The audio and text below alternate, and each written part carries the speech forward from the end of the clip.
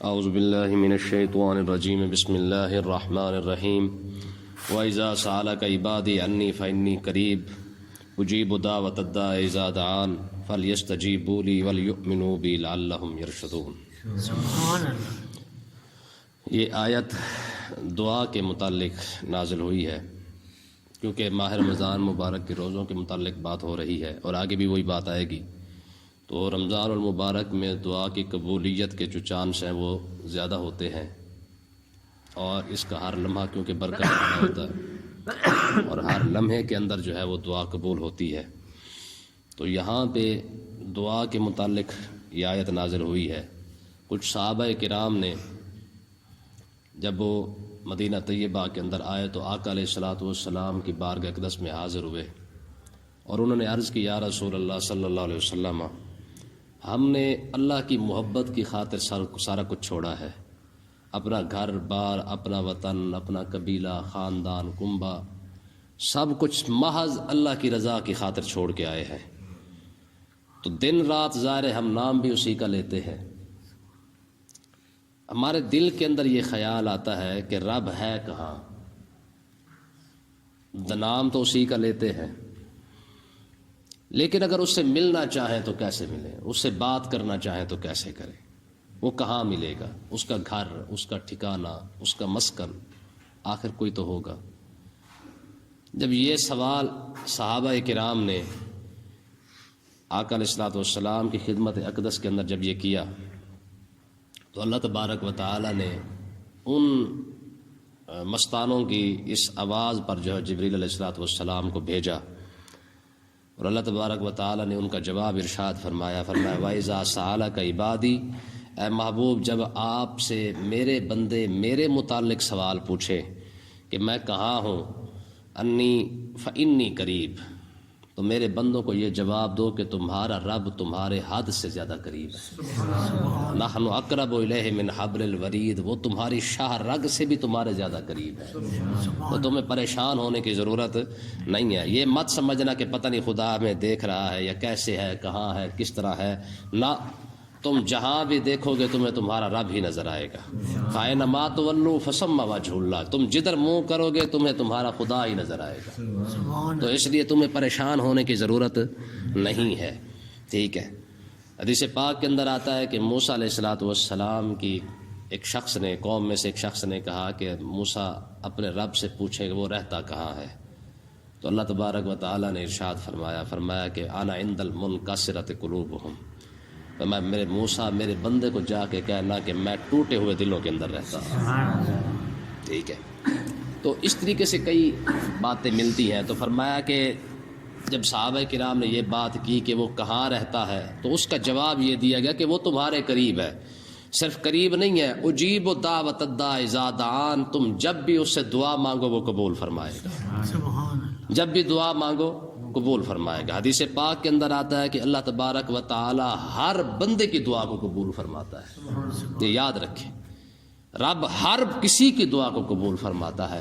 ہاں یہ الگ بات کہ وہ اس دعا کو، اس کا نتیجہ جو ہے فوراً عطا فرما دے، اس کی مرضی ہے، بعد میں عطا فرمائے اس کی مرضی ہے، دنیا میں عطا فرمائے یہ بھی اسی کی مرضی ہے، آخرت کے لیے رکھ دے یہ بھی اسی کی مرضی ہے۔ ٹھیک ہے، حدیث پاک کے اندر آتا ہے کہ جب کوئی بندہ مجھ سے دعا مانگتا ہے، دعا کرتا ہے، تو میں اس کی دعا کو قبول تو کر لیتا ہوں، لیکن بعض اوقات اس کے ایمان کی وجہ سے جو ہے وہ میں اس کو نہیں عطا فرماتا، اگر اس کے ایمان کے لیے اچھی نہ ہو تو میں اس کو نہیں دیتا، ہاں اگر بعد میں اس کے لیے بہتر ہو تو پھر میں اسے عطا فرما دیتا ہوں۔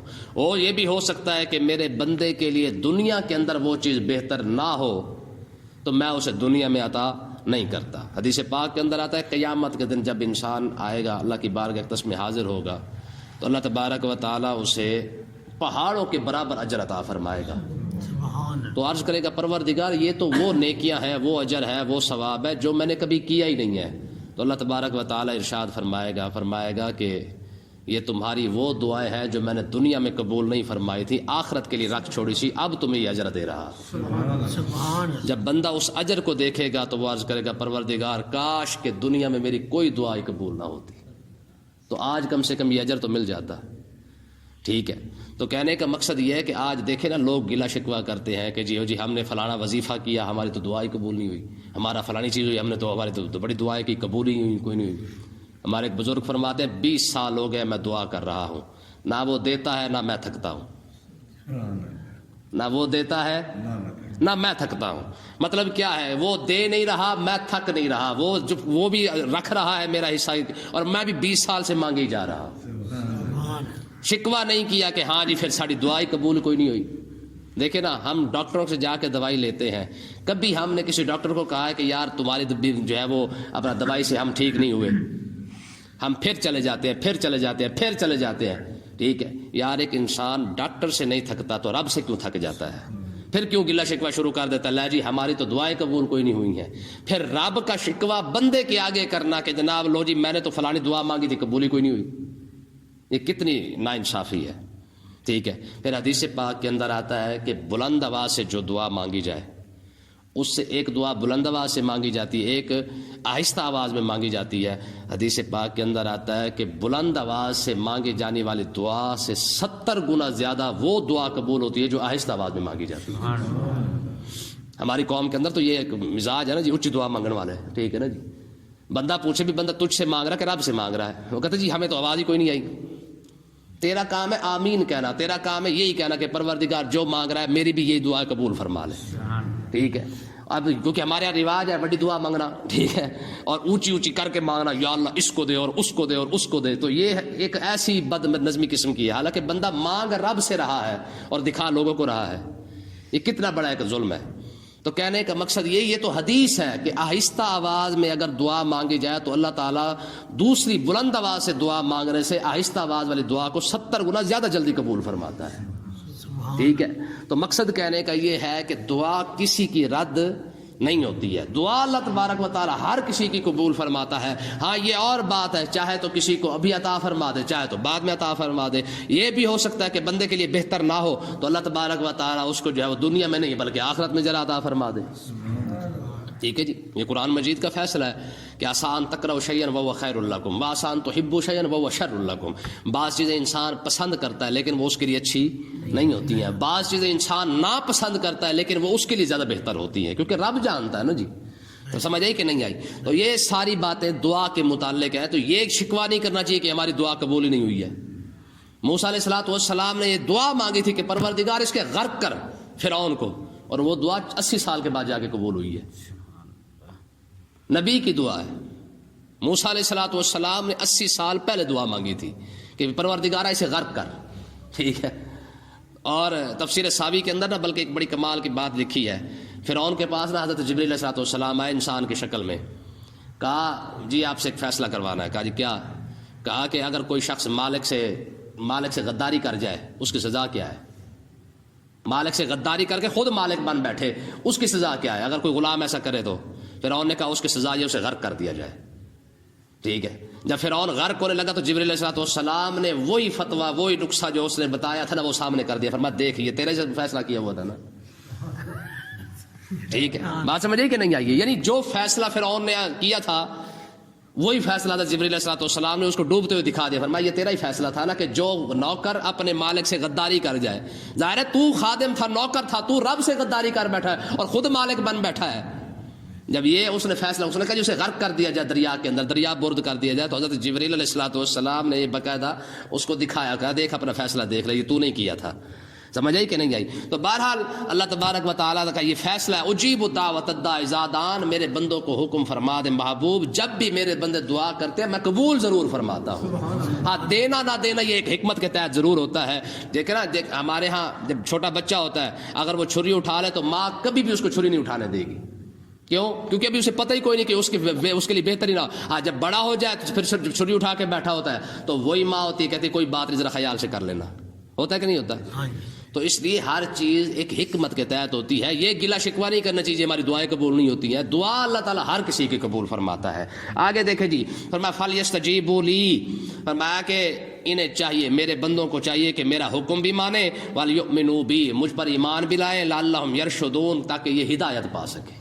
ٹھیک ہے، میں ان کے دعا قبول کرتا ہوں، میں ان کے قریب بھی ہوں، ٹھیک ہے، لیکن کیا ہے کہ یہ ہمیشہ صرف مجھے اپنے سامنے رکھیں، اپنے ہر حال میں مجھے دیکھیں، کہیں نہ کہیں جو ہے وہ دیکھیں. یاد رکھیں ہمارے صوفیاء نے یہ بات لکھی ہے، وہ کہتے ہیں کہ رب کا مشاہدہ ہر جگہ ہو سکتا ہے مگر دیکھنے والی آنکھ چاہیے. ہیں جی، اگر انسان جب اپنے آپ کو دیکھے گا رب نظر آ ضرور جائے گا. من عرف نفسہ فقد عرف ربہ. ٹھیک ہے، ہمارے بزرگ تو یہاں تک کہتے ہیں کہ جب انسان اپنے آپ پر غور کرتا ہے آٹومیٹکلی اسے رب یاد آ جاتا ہے. ٹھیک ہے، دنیا جہان کے اندر آپ جہاں بھی مشاہدہ کریں گے رب نظر ضرور آئے گا. وہ ایک تھا کہتے یار کو ہم نے جا بجا دیکھا، کہیں ظاہر کہیں چھپا دیکھا. ٹھیک ہے، یار نظر تو ہر جگہ آتا ہے لیکن یہ کہ دیکھنے والی آنکھ چاہیے. بس یار کو ہم نے جا بجا دیکھا، کہیں ظاہر کہیں چھپا دیکھا، کہیں وہ بادشاہ تخت نشین. ٹھیک ہے، برسرے ناز اور ادا دیکھا. ٹھیک ہے، کہیں وہ تخت پہ بیٹھا نظر آئے گا، کہیں وہ تخت پہ نظر آئے گا، کہیں وہ کہتے ہیں کہیں عاشق نیاز کی صورت، سینہ گریا و دل جلا دیکھا. کہہ کبھی ہمیں وہ تخت پہ نظر آ سکتا ہے، کبھی ہمیں تخت پہ نظر آ سکتا ہے، کبھی کشکول میں نظر آ سکتا ہے، کبھی جو ہے وہ فقیری میں نظر آئے گا، کبھی امیری کے نظر اندر آئے گا. ٹھیک ہے جی، آگے دیکھیں جی. فرمایا احل لکم لیلۃ الصیام الرفث الی نسائکم. فرمایا ہم نے رمضان کی راتوں میں تمہارے لیے عورتوں کے پاس جانا حلال قرار دے دیا ہے. ٹھیک ہے، پہلے یہ تھا کہ عشاء مغرب کی نماز سے لے کر عشاء کی نماز تک آپ کھانا بھی کھا سکتے تھے، پی بھی سکتے تھے، جو کام کرنا تھا وہ کر سکتے تھے. لیکن ہوا یہ کہ حضرت سیدنا فاروق اعظم رضی اللہ تعالیٰ عنہ رمضان کی راتوں میں اپنی زوجہ محترمہ کے پاس چلے گئے. تو بعد میں جب آقا علیہ الصلوۃ والسلام کی خدمت میں حاضر ہوئے تو اللہ تبارک و تعالیٰ نے انہی کے صدقے جو ہے وہ پوری امت مصطفیٰ پر کرم فرما دیا ہے. اب کیا ہے کہ اب پہلے مغرب سے عشاء تک کھانا پینا حلال تھا اور مجامعت حلال تھی، لیکن حضرت فاروق اعظم کا اپنی زوجہ کے پاس جانے سے جو ہے اللہ تبارک و تعالیٰ نے یہ آسانی پیدا فرما دی. فرمایا اب تمہارے لیے یہ ہے کہ تم مغرب سے لے کر فجر کی نماز تک کھا بھی سکتے ہو، پی بھی سکتے ہو، اپنی زوجہ کے پاس اپنی بیوی کے پاس جا بھی سکتے ہو. ٹھیک ہے، تو یہ ایک آسانی پیدا فرما دی گئی ہے. فرمایا کہ اب کیا ہوا، ہن لباس لکم وانتم لباس لہن، تمہاری بیویاں تمہارے لیے لباس ہیں اور تم ان کے لیے لباس ہو. تو کیونکہ انسان میاں اور بیوی دونوں ایک دوسرے کی ضرورت ہے، تو فلہٰذا یہ انسان کی ایک مجبوری ہے، طبی مجبوری ہے، فطرتی مجبوری ہے کہ انسان اپنی بیوی کے پاس یا بیوی عورت جو ہے مرد کے پاس، مرد عورت کے پاس جانا ان کی مجبوری ہے. یہ طبیعت اور فطرت کے اندر رکھ دیا گیا ہے. تو اللہ تبارک و تعالیٰ نے ارشاد فرمایا کہ اگر میاں بیوی رمضان کی راتوں میں بھی اگر ایک دوسرے کے قریب جاتے ہیں تو اس میں کوئی حرج وغیرہ نہیں ہے. عالم اللہ انکم کنتم تختانون انفسکم، اللہ تبارک و تعالیٰ نے جان لیا کیا، انکم کنتم تختانون انفسکم، تم اپنی جانوں کو خیانت میں ڈالنے والے ہو. تو فتاب علیکم، اس نے تمہاری توبہ بھی قبول فرمائی، وعفا عنکم، اور تم معافی فرما دیا. پہلے حکم کیا تھا کہ مغرب سے عشاء تک، عشاء کے بعد پھر روزہ شروع ہو جاتا.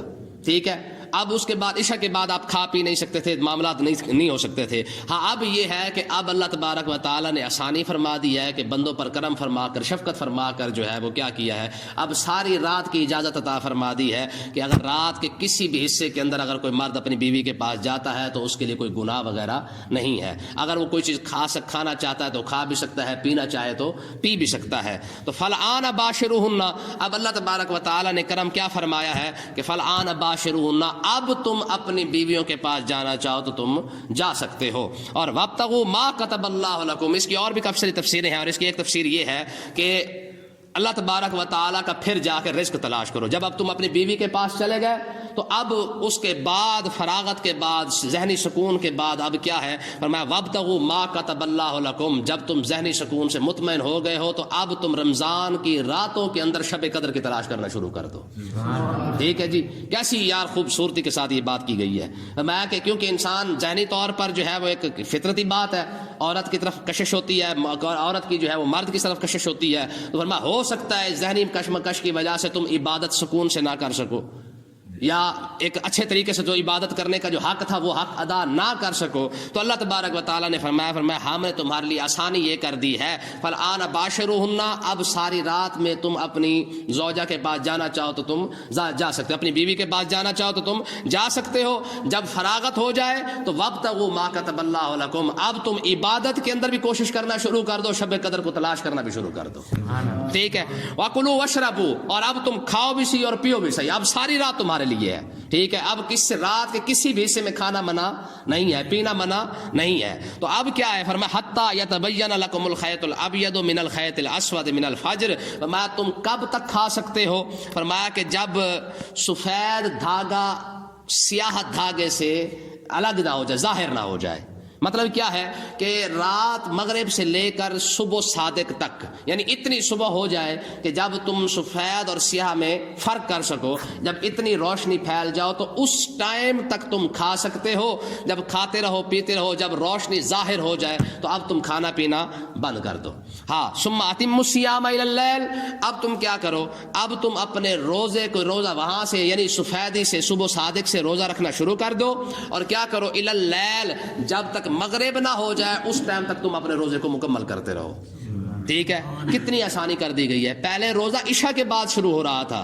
ٹھیک ہے، یہ حضرت عمر رضی اللہ تعالیٰ عنہ کی مہربانی ہے کہ یہ ان کی عظمت ہے اور یہ ان کی شان ہے کہ ان کے اس عمل کی وجہ سے اللہ تبارک و تعالیٰ نے ساری رات ہی جو ہے وہ پوری امت مسلمہ کو عطا فرما دی ہے. ٹھیک ہے، تو اللہ تبارک و تعالیٰ نے ارشاد فرمایا اب تم روزے کو جو ہے وہ دن کے لیے مکمل کر لو.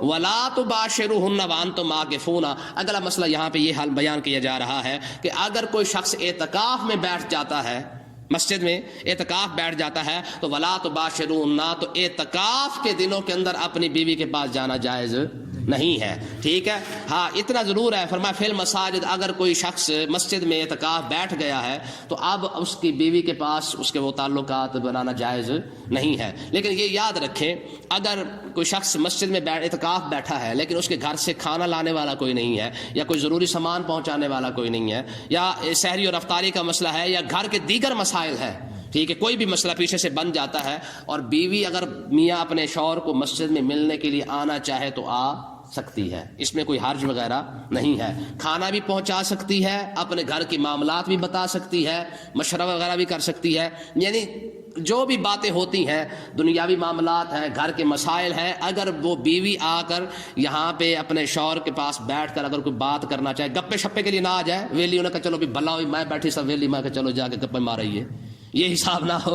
ٹھیک ہے، ہاں ویسے ضروری مسائل ہیں تو گھر کے مسائل جس طرح ہوتے ہیں تو وہ اپنے اگر شوہر کو بتانا ضروری ہے تو وہ مسجد میں آ کے بتا سکتی ہے. اگر کھانا وغیرہ لانے والا کوئی نہیں ہے تو وہ کھانا بھی لا سکتی ہے، پہنچا سکتی ہے، اس میں کسی قسم کا کوئی حرج نہیں ہے. آقا علیہ الصلوۃ والسلام جب اعتکاف میں بیٹھتے تو ازواج مطہرات جتنی امہات المومنین ہیں وہ باری باری آقا علیہ الصلوۃ والسلام کے پاس حاضر ہوا کرتی تھیں، اور آقا علیہ الصلوۃ والسلام باقاعدہ ان کے ساتھ ملاقات بھی فرماتے اور گفتگو جو بھی ہوتی تھی وہ بھی ساتھ کیا کرتے تھے.